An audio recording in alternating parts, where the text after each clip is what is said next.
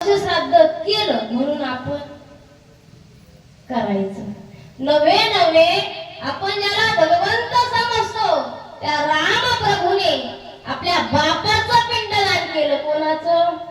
राजा दशरथाचं. म्हणून आपण काय करायचं? पिंडदान करायचं. शास्त्राने जे विधी सांगितले आहेत ना ते केलंच पाहिजे. तुम्ही म्हणताई इथं घराच्या काट्यावर चालणारी माणसं आहे.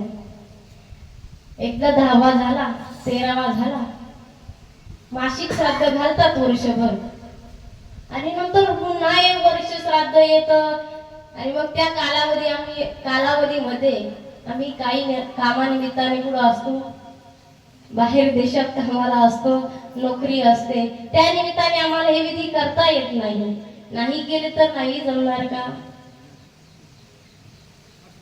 वर्षभर जो कालावधी आहे त्यामध्ये काही शुभ कार्य असतं, लग्न असेल, पूजा असेल.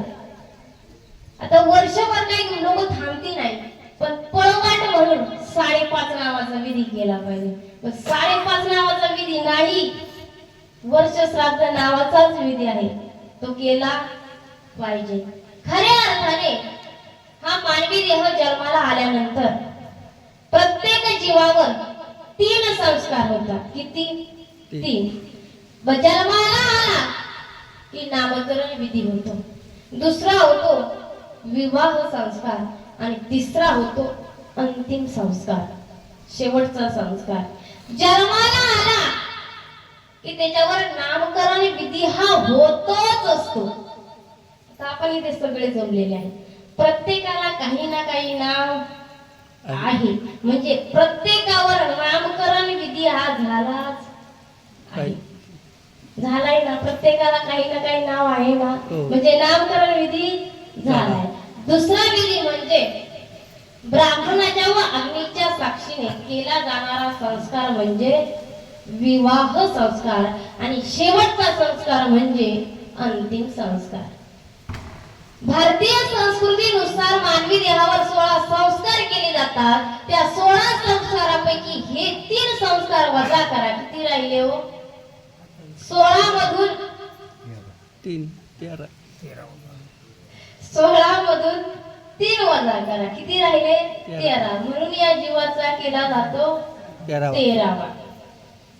इकडं आपल्या इकडं एखादा व्यक्ती गेल्यानंतर आपण जे प्रेताला फेऱ्या घालत असतो त्या प्रसंगाला मडकं फोडण्यासाठी एक खडा वापरला जातो. त्याला काय म्हणतात? जीव खडा. इकडे जीव खडा म्हणतात ना. त्या जीव खडाला आपण काय करतो? काय करतो? एका कोऱ्या कापडामध्ये बांधतो आणि ज्या ठिकाणी तो जीवात्मा गेलाय त्या ठिकाणी ठेवतो आणि त्या खड्याच्या म्हणजे ज्या ठिकाणी जीव गेलाय त्या ठिकाणी आपण 13 दिवस अखंड दिवा लावून ठेवतो. म्हणजे त्या दिव्याच्या साक्षीने 13 दिवस या जीवावर 13 संस्कार होतात. म्हणून या जीवाचा केला जातो 13वा. महिला म्हणतात आपल्या इकडं मासिक श्राद्ध घालतात, महिन्याचं श्राद्ध घालतात ना? का घालतात माहिती का? माहिती आहे? नाही माहिती? पहा, आपलं जीवनाचा कसा दैनंदिन वेळ ठरलेला असतो. समजा उठल्यानंतर आंघोळ झाली, आंघोळ झाल्यानंतर आपल्याला काय लागतो? चहा. चहा झाल्यावर नाश्ता झाल्यानंतर 10-12 वाजता जेवण आणि पुन्हा 4 वाजता चहा आणि संध्याकाळी पुन्हा जेवण. हे जसा आपला नियम असतो ना तसा हा जीवात्मा ज्या तिथीला गेलाय, ज्या वेळेला गेलाय ना त्या प्रसंगाला जीवाला भूक लागलेली असते आणि तो जीवात्मा त्या ठिकाणी जेवण्यासाठी येत असतो. म्हणून त्या जीवात्म्याच्या नावाने आपण एखादा व्यक्ती जेवू घालायचा असतो. तुम्हाला शंका निर्माण होईल, प्रश्न निर्माण होईल की ताई तो जीवात्मा तर गेलाय आणि त्याच्या नावाने जेवण घातलं तर त्याच्यापर्यंत पोहोचेल का? साहजिकच प्रश्न आहे, प्रत्येकाला प्रश्न पडू शकतो.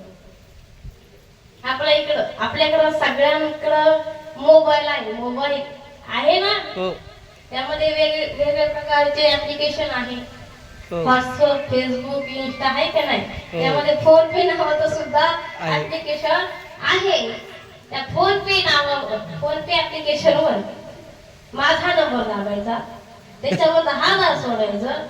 तुमच्या मोबाईलवरून जर माझ्या मोबाईलवर नंबरवर सोडलं तर तुमच्या मोबाईलवरून माझ्या खात्याला जमा होते होते. नाही कळलं थोडं जाऊन सांगते ऐका. आपलं समजा डोकं दुखत असेल, आपण कुठं जातो? दवाखान्यात. डॉक्टरकडे जातो. डॉक्टर साहेब माझं डोकं दुखतंय. आता डोकं दुखतंय म्हटल्यानंतर इंजेक्शन कुठं दिलं पाहिजे? डोक्याला. डॉक्टर कुठं इंजेक्शन देतो? कमरेला. जर कमरेला इंजेक्शन दिल्यावर डोकं थांबतंय तर त्याच्या नावाने इथं जेवण घातल्यानंतर त्याच्यापर्यंत पोहोचणार नाही का? पोचणार. म्हणून ज्या स्थितीला तो जीवात्मा गेलाय त्याच्या नावाने आपण अन्नदान केलंच पाहिजे.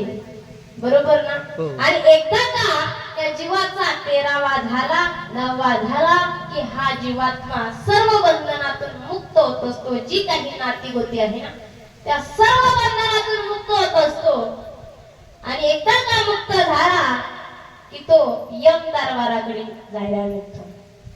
त्याला यम दरबाराकडे जाण्यासाठी 28 दिवस लागतात. किती? 28. 28 अधिक 13 किती झाले हो? 41. बरोबर ना? 41व्या दिवशी हा